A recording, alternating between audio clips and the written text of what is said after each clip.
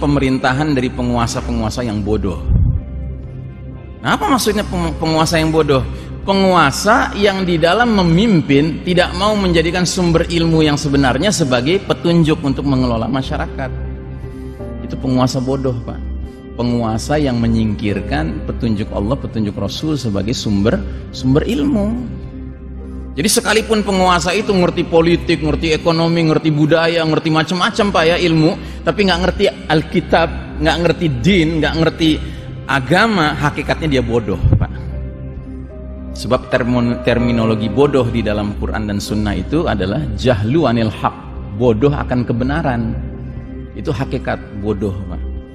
Hakikat bodoh bukan orang yang nggak ngerti politik, nggak ngerti ekonomi, itu bodoh gitu. Enggak penting Pak kita ngerti itu semua.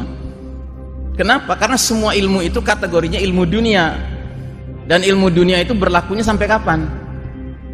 Sampai mati, selesai. Tapi kalau ilmu agama berlaku sampai kapan? Sampai dunia sudah berlalu. Kita ngerti Pak, kita kalau nggak belajar agama nggak ngerti apa yang kita akan alami di dalam kuburan nanti. Apa yang kita akan alami di akhirat nanti, ya kan?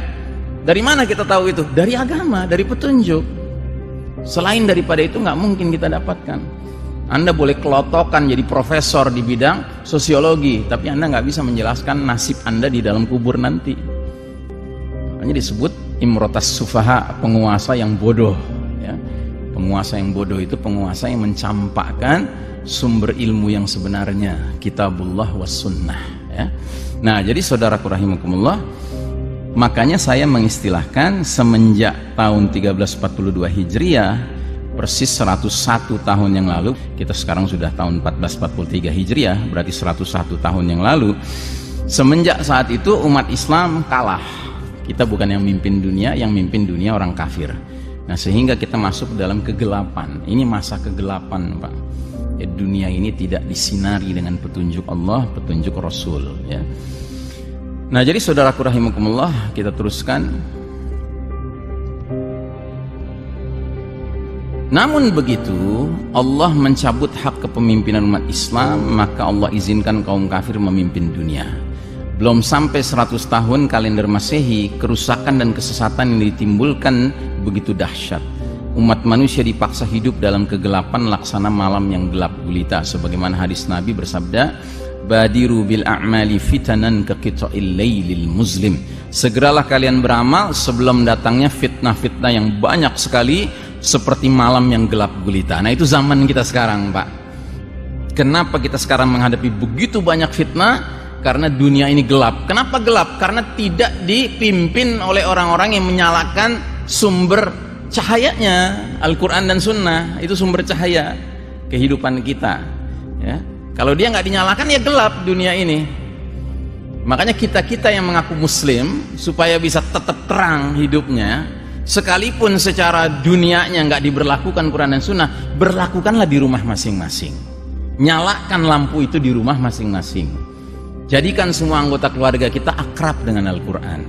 Jadikan semua anggota keluarga kita akrab dengan Sunnah Nabi ya, sehingga rumah-rumah kita menyala Pak lampunya, sekalipun sekelilingnya gelap gulita Pak.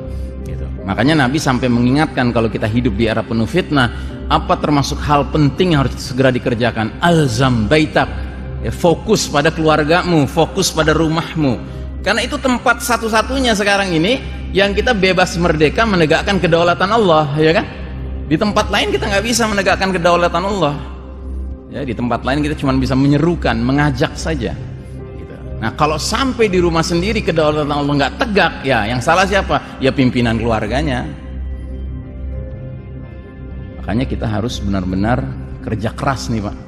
Sementara kiri kanan depan belakang kita ngajak pada kegelapan karena nggak menggunakan Quran dan Sunnah, ya kita harus lawan arus Pak, dengan cara hidupkan Quran, hidupkan Sunnah di dalam rumah kita masing-masing.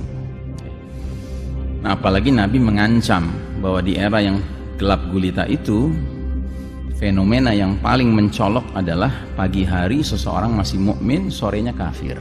Sore hari masih mukmin, paginya kafir. Dan itu terjadi karena apa? Karena orang itu rela menjual agamanya demi barang kenikmatan dunia. Ya, hari ini banyak sekali manusia yang sudah menganggap agama itu suatu hal yang kuno. Itu sementara kenikmatan dunia itu penting, ya.